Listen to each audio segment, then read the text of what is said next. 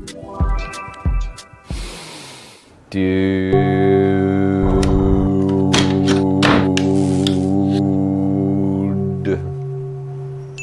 you are getting well.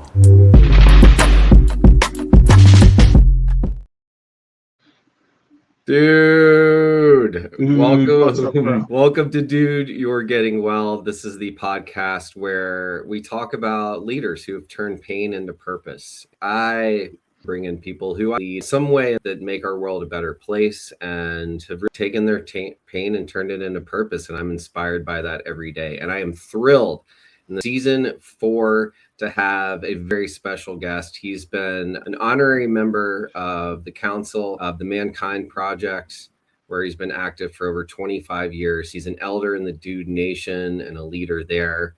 I call him a friend. He's an ordained dude, a fellow ordained dude. There's my ordination.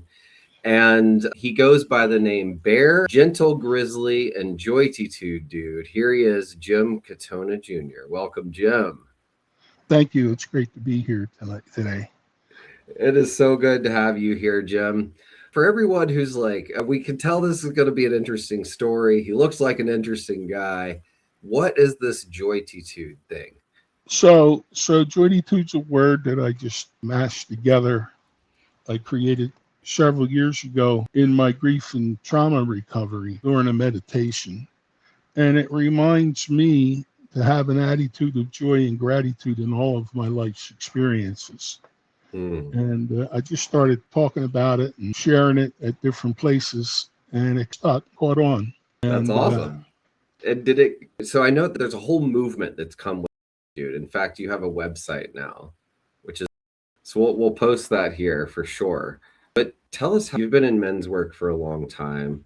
Were you always this delightfully full of joy and gratitude? How did your story begin? What brought you here? Well, it began a long time ago, and I'm the oldest of 7. I have one sister, and my parents had trauma in their lives as children, and they passed on to me and my siblings. I had a difficult time in Catholic school being understood. I asked a lot of crazy questions, like how can Christopher Columbus discover someplace where there's a whole lot of people already living? Or if God's in my heart, how can he be in my whole body? And why do we have wars? And things like that. And I got in trouble for a lot of that stuff. I was traumatized for writing with my left hand. I was cracked on the knuckles and told that's the devil's hand. So I grew up with a lot of mixed messages and a lot of challenges. And as I got older, I realized that we all have challenges, and most folks everybody has grief and trauma in their life, and some can deal with it well and some struggle. And I was one of the ones who struggled. And can I just interrupt you do you mind? Can you, because I know grief can look like, it can be different for everyone, and it's an area of passion for mine, and it's subjective. When you said you were one of those people who struggled, what did that look like? What did that feel like? So there was a lot of shame and guilt involved that was imposed upon me from teachers at school and even my parents' peers. It was difficult. Why did these things happen to me? And a lot of my life, I felt like I didn't deserve to be loved. It was just a challenge to sort all that out. It was difficult to receive all the mixed messages and try and figure things out. My father, he worked a lot of times 7 days a week, 16 to 20 hours to provide for the family, which was a beautiful thing. But there were a lot of opportunities that were missed because he was not present in my younger years. And it was difficult to sort out. I had a brother who was very ill. My brother Steve was ill as a teenager. He had 4 kidney transplants. So that put a lot of pressure on the family. It led to a lot of trauma. The school that I went to wasn't very helpful. When I was in 4th grade, there was another student who was left back twice, and he was in 4th grade. And he should have been in 6th grade. And he was a bully. And I kept trying to talk to him because I didn't understand why he needed to pick on me. I wasn't bothering anybody. Mm. And my dad went to his dad, and I went to the sisters and the principal at the school. It was just a terrible thing. And my father said to me one day, well, I can't get down there and defend you. You need to defend yourself. And so I warned him. I said, if you hit me again, I'm going to hit you back. And he did. And I hit him twice. And the sister came in. She took us both to the principal. And the principal kept adding punishment onto what she told me I was going to have to do. And she said to me, I said, thank you, sister. And at one point she said, you don't seem to be too upset when I keep adding all these punishments. And in the innocent 11-year-old, I said, well, my dad told me that we tried everything we could and that I was defending myself and I had to do whatever you tell me I have to do, but I won't be in trouble when I get home tonight. Then she locked me in a closet for 5 hours after telling me that I was going to go to a place where all I got to do was fight and all I got to eat was bread and water and a lot of other different things about roaches and rats, and locked me in a broom closet, a coat closet for 5.5 hours and 2 hours after school because she called my mother and said I was going to be punished and I had detention, and told me that if I told my parents what happened that I'd go to hell. And so what I learned from that was later on I talked to Paul and I said, why do you pick on everybody? And he said, I have a pain. And he pressed real hard on his temple right here behind my eye. And I tell everybody about it. And I go to the doctors and they said they can't find nothing. And it's all in my head. So I'm angry. And it turned out he died a few years later of a brain aneurysm. And then I realized that if we learned how to listen to each other, life might be a whole lot different. It put me on a path to find out what I can do to help make the world a better place. And I've been on that path since then. I firmly believe we all have an opportunity to impact the world, and we all do impact the world to some extent. So here I am. That's beautiful and tragic too. You said if we learn to listen to each other, the world would be a much better place. And that's beautiful. And that's a great skill and not something that everybody has. And you really had to learn the hard way. Today, we would call some of that solitary confinement in prison. Right. It's one of the worst things you can do to a human psychologically. And any living thing, right? It messed with my psyche for a long time. I'm glad you made it out of the dark, or what seems like you're living in some light today. What had you seek men's work? You said you wanted to learn to listen. Was there anything that you were personally struggling with that wasn't working for you, or said, I just don't find most men are like, hey, I'm just going to go check out a men's group. It's usually they're dealing with something. We've got to be in pain. But I'm curious what was showing up for you. Yeah. So there's a lot of stuff that happened between all that. But I got married in 1987. And Mary Jo was a lifelong friend. Her father introduced my mother to my father back in 1957. I saw her anger and rage. I was angry at the world, and I was trying to find out a way to be happy and to live a happy, normal life, like what I judged everybody else was living. But I've come to realize a lot of folks are struggling as well. So we had gotten married, and we lost a baby. She died in delivery in April of 1991 with umbilical strangulation. My wife had been struggling with a couple issues near the end of the pregnancy, and she was in the hospital for a few days.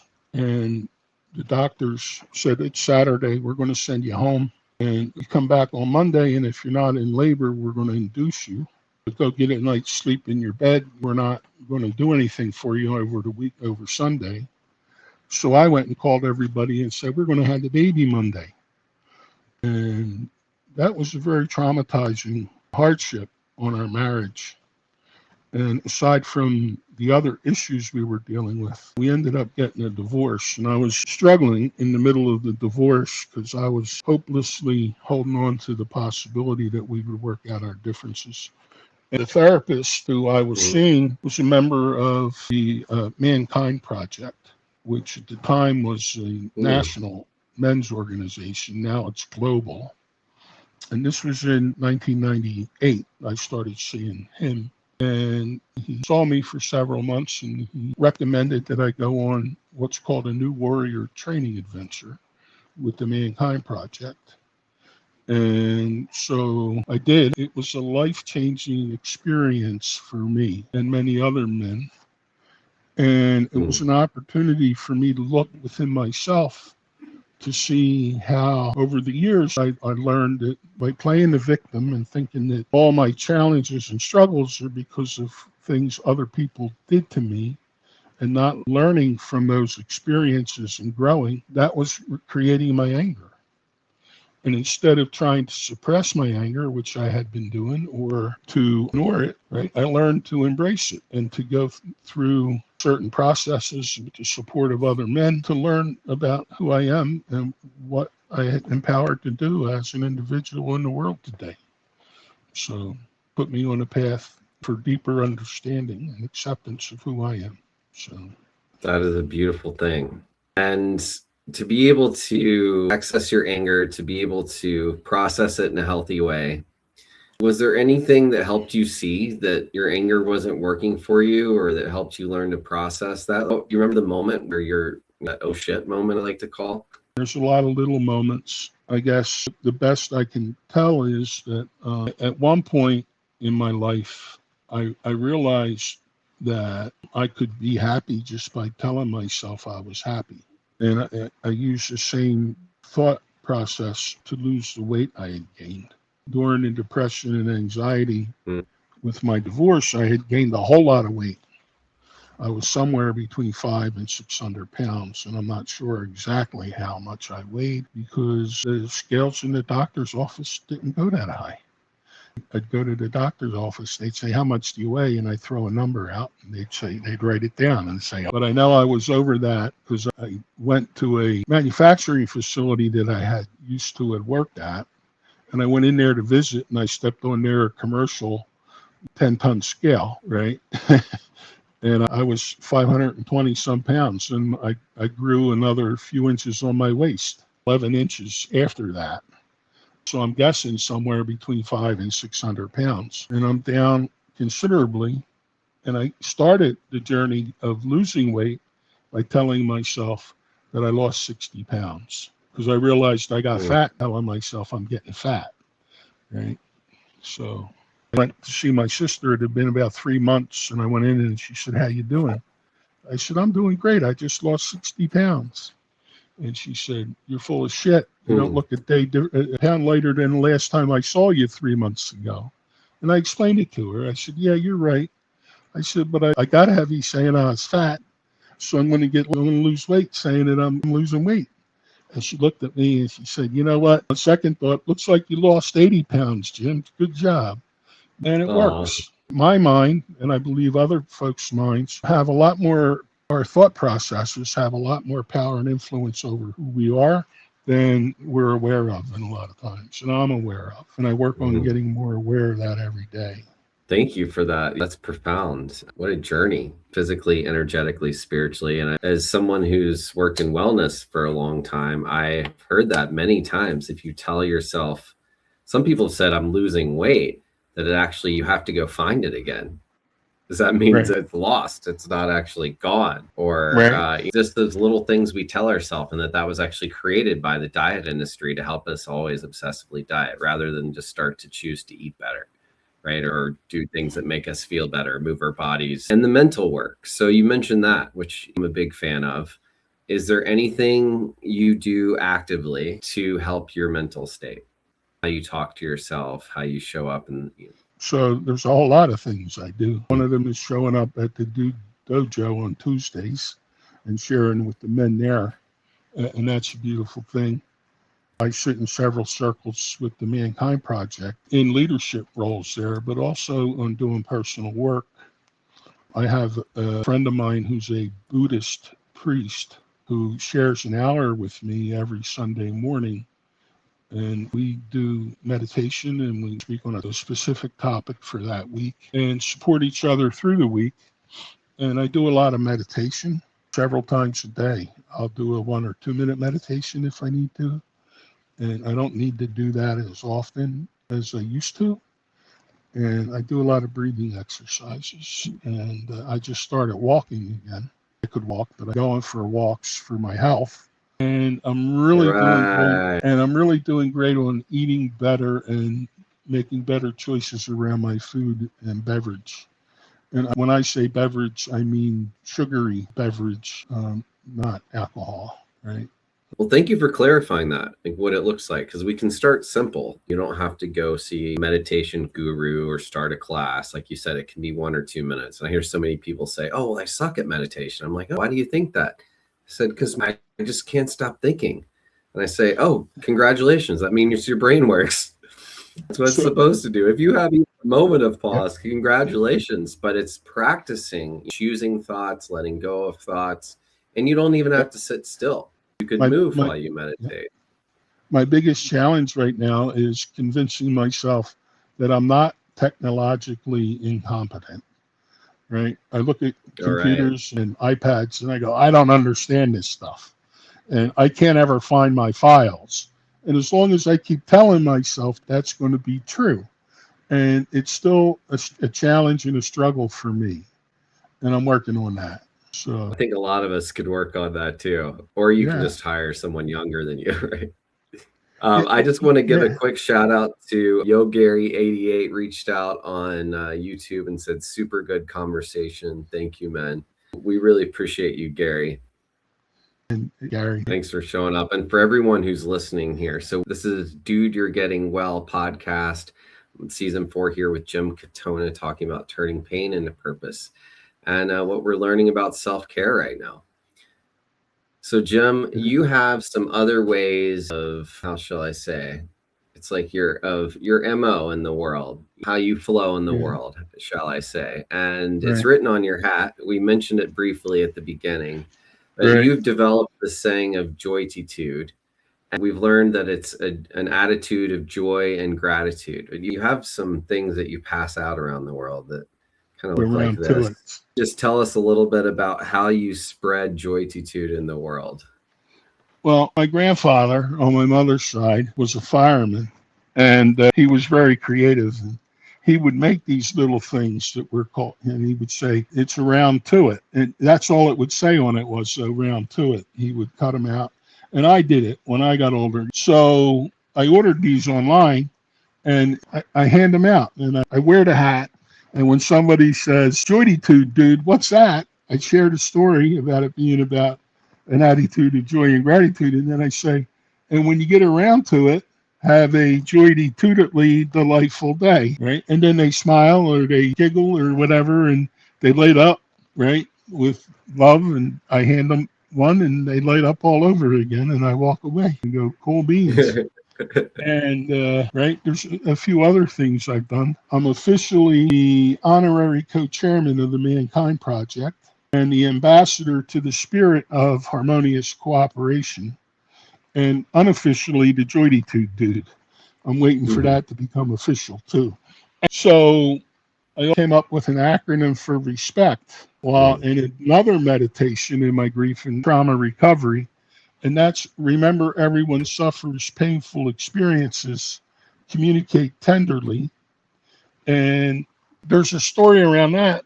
I came up with it and wondered how I was going to share it with the world. I was part of a living art exhibit at the Perlman Building, which is an annex to the Philadelphia Museum of Art.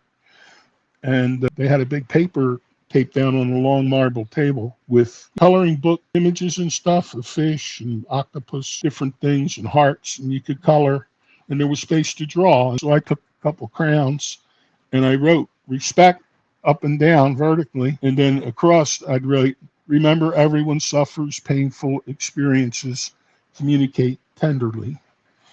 And I was trying to do it anonymously. The project manager, Phoebe, saw me doing it. I got in real early that morning. And she came over and she said, that's really cool. And your voice echoes in them buildings. So Amy, who was the assistant curator for the museum, said, what's really cool? And she came over and read it. And at the last day of the presentation of the exhibit, they handed me 150 copies, 11 inches by 17 inches, on a font that they created. And I gave them all away. And then I started having copies made and passing them out.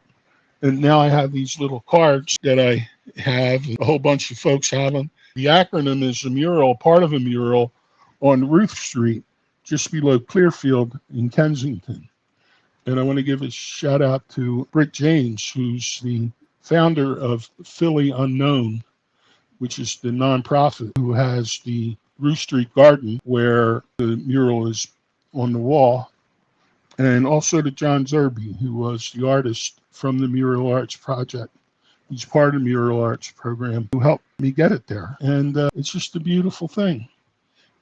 I hand them out as well, or I leave them on the tables. I go to the airport when I travel. I'll leave them on a table, or there's phone booths. Believe it or not, there's still phone booths not booths, but the little shelf thing and the little phone on the wall. I'll stick a couple of those as I go by, or I go to the supermarket and stick them between the packages of diapers and things, and just things are crazy. I have one friend who I mailed him a couple, and his daughter's a school teacher. She had her class all draw their own interpretation of the RESPECT acronym as an art project. And there's a whole lot of folks that are impacted by it that I'll never know. And it's not about me knowing, it's about me spreading the word. So thank you so much for your self-expression and how you spread the word and bring joy to the world. You bring joy to my life. And that's why I asked him for a bunch of these so I could help pass them on too. And I love it. I have them in all my bags and pockets. I'm starting to find them all over my house. We've got the RESPECT acronym on our fridge now to remind my wife and I to communicate tenderly, both with ourselves and each other.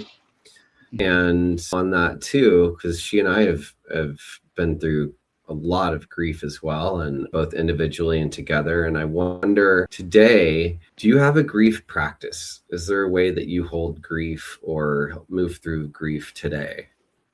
When it was really challenging for you a long time ago. Right. So Gabrielle Michelle, my daughter who passed during delivery, taught me a whole lot about grief. And in 2024, I took a class with David Kessler, grief education class, and it was intense. So I'm officially a grief educator, and I keep teaching myself more and more about grief and sharing what I learned with others. I don't see myself as a teacher. I see myself as someone who shares my story and allows other people an opportunity to share their story so we can all learn and share and grow together. And I'm ever grateful. What have you learned about grief? The biggest thing is it's different for everybody, right? We all grieve in a different way. I left a job that was closing in on 6 figures as a plant manager because I was kind of mopey one day. My boss said to me, you seem out of sorts. I said, it's the anniversary of my daughter passing during delivery. He said, well, when was that? And I said, 1991. This was 2006. And he said, well, you got to get over that, man, and get on with your life. You got work to do today. And that really hurt me. And I was like, well, you don't understand. I don't want to work for you. We were friends prior to me taking the job. We went to the same church. And I found that to be very insensitive. I learned a lot when Gabrielle passed about what not to say to people who lost a child because of what other people were saying to me, thinking they were saying something helpful. Things like, well, you got 2 healthy kids and you're both young enough, you can have another child. And we did. And Michael's a beautiful young man in the world today. But that doesn't replace the pain and grief and the loss of Gabrielle. And she's an angel I've held close in my heart ever since then. Did that answer your question, or did I go off? Thank you so much for sharing. Oh, that was beautiful, dude. That was perfect. Right. I don't think we talk enough about grief in our society. The more I go through it, I'm like, what the hell? This is crazy. We're all holding this in. And it's been something that's really helped explode. I tell people it's broken my heart, but it's broken my heart open and wider open so that I can help more people in the world. And you help me the way you share. Thank you. Someone just commented, I want to share this from Barry Boyle commented, today is the best day, being alive and danced with the beauty that only grief can curate. Thanks, Barry. That's really beautiful, Barry. Thanks for sharing that with us. So Barry and Gary are both MKP brothers from the Mankind Project. Nice. And thanks, dudes. We appreciate you. So the spirit of harmonious cooperation, and I was on the trustee board in the local chapter of area of Philadelphia with the Mankind Project, and the area steward, who was executive director for the Philadelphia area at our first circle meeting, asked us to check in. And the question he asked us to answer in the check-in is, what's one thing you'd like to see different in the Mankind Project in Philadelphia over the coming year?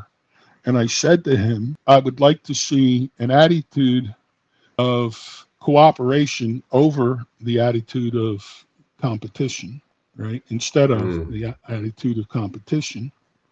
And at the end of the meeting, he asked, what's one thing you're going to do to create what you said you were going to do in the beginning? And my answer to him was, I don't know yet, but when I figure it out, I'll let you know. And then I worked on doing everything I could think of to encourage cooperation over competition. And in over several meditations, I came up with the spirit of harmonious cooperation. I started throwing that around in meetings and stuff. And it stuck, right? We'd have a meeting, and how things can get with the big nonprofit, with different opinions and judgments and thoughts, and trying to work in a harmonious way. And at the end of the meetings, I'd raise my hand before we checked out on the Zoom meetings. And I go, has anybody mentioned the spirit of harmonious cooperation yet? And it would release the tension that might have been around for some men. And it's just a lot of fun. It's interesting. It's cool. It heals my soul and my spirit, right? Well, thank you for reminding us to keep it light. Right. And so that's part of what we take ourselves way too serious, right? We're here for what, 60, 80 years, right? Compared to the however many millions of years the Earth's been here. We have a lot of arrogance to think that we are as important as we are, and that we have the right to do the harm that we do to the planet. But that's a different story, and I'll save it for another time. Amen to that, brother. And thank you for the good that you do for yourself. I'm a big believer of putting the oxygen mask on ourselves first so that we can cause less harm and more love and joy in the world. Thank you for practicing that. And thank you for showing us what it's like to both, that you can walk with both grief and joy simultaneously.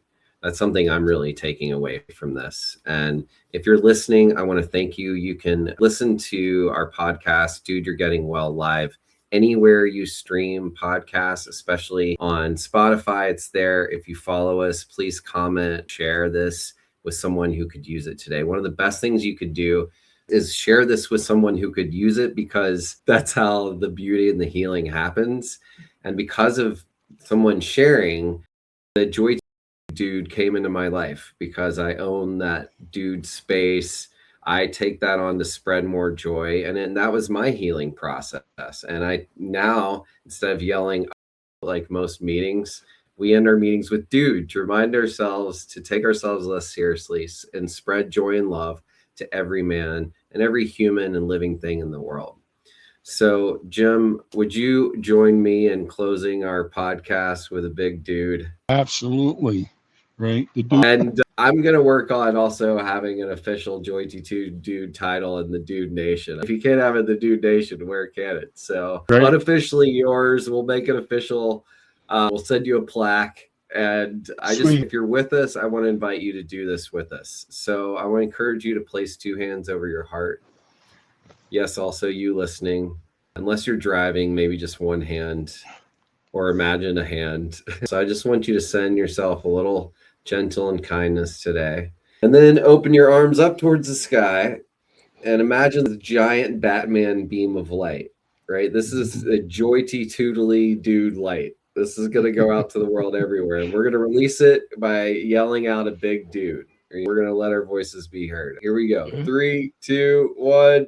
Well, thank you so much, Jim. It's been an honor. Thank you for brightening my day and for showing us the light in the darkness. And I love you, man, dude, brother. Yeah, I love you. you. Thank you. Everybody, thank you. Please subscribe to us, tell someone, and again, share this with a human who could use it today. Thank you. Take care, everybody.